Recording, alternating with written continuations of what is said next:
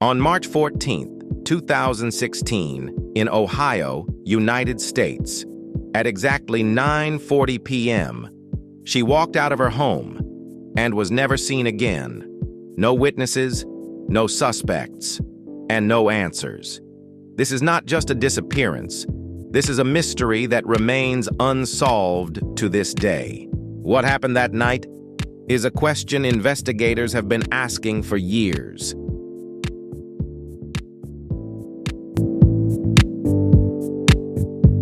The street was empty, not the kind of empty that feels peaceful, but the kind that feels watched.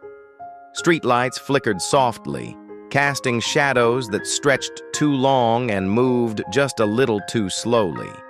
In small towns like this, people believe nothing bad ever happens. Doors are left unlocked. Trust comes easy.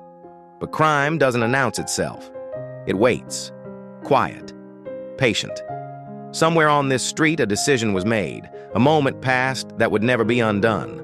By the time the sun rose, this road would no longer be remembered as just an empty street. It would be remembered as the place where everything went wrong. The phone sat there, untouched. No vibration, no ringing, just a screen slowly fading into darkness. In true crime, missed calls are never just missed calls. They are unanswered questions, and sometimes they are the last sign that someone was still alive, moments earlier.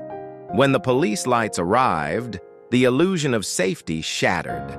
Red and blue reflections washed over silent homes, turning familiar walls into something unrecognizable. This was the moment the town understood. Whatever had happened here was no longer private. It was official, and it was serious. Brookfield was the kind of town people trusted. Children played outside. Neighbors waved from porches. Crime stories belonged to the news, not real life. Disappearances were something you watched on television, not something that happened down the street. Until now. Sarah Thompson was 28. A school teacher, reliable, kind. She loved quiet evenings, simple routines, predictable days. Standing by that window, she felt safe. She had no reason not to.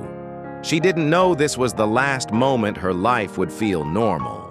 Her desk told a story of control, neat handwriting, future plans, nothing packed, nothing rushed.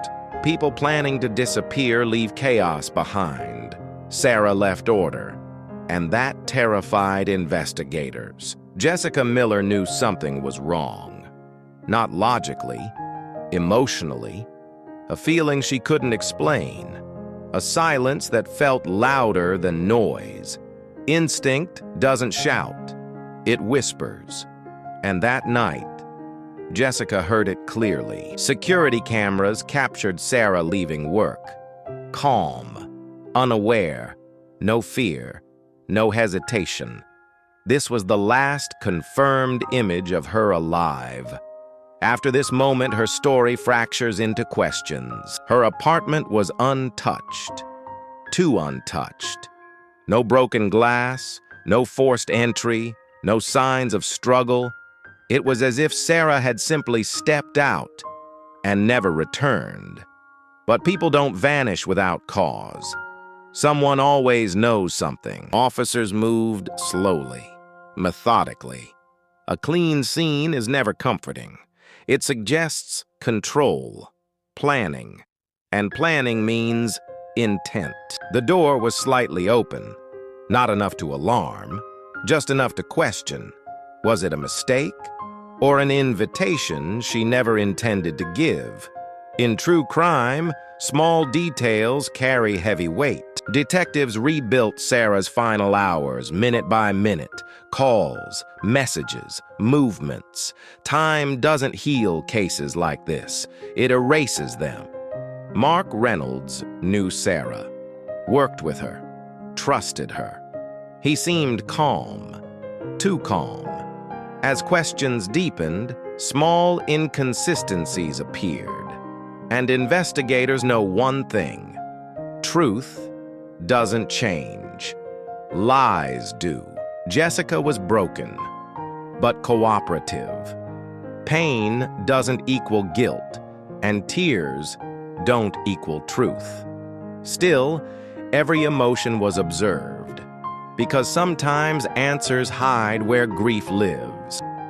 Detective David Harper believed every crime tells its own story. You just have to listen long enough. Night after night, he studied files, waiting for the moment everything would align. Technology doesn't forget. Phones record movement, signals leave trails, data began contradicting statements, timelines cracked. The truth was no longer silent. Photos connected, strings crossed, patterns emerged. One name kept appearing, too often to ignore. Coincidence had left the room. The footage wasn't clear, but it was enough. A car, a time that didn't belong, a place it shouldn't have been. Truth doesn't need perfection. It needs consistency. Days blurred into nights. Sleep became optional. Everyone knew they were close, and someone out there knew it too. Jessica waited for a call, for hope. But hope fades fast when answers don't come. Mark began to crack. Body language shifted. Stories changed. Masks don't fall suddenly. They slip. Evidence stacked high. Truth pressed harder. Every lie collapses eventually. This one was already falling. The town watched in disbelief, because danger hadn't come from outside. It had been standing nearby all along. Silence filled the room. Heavy, unavoidable.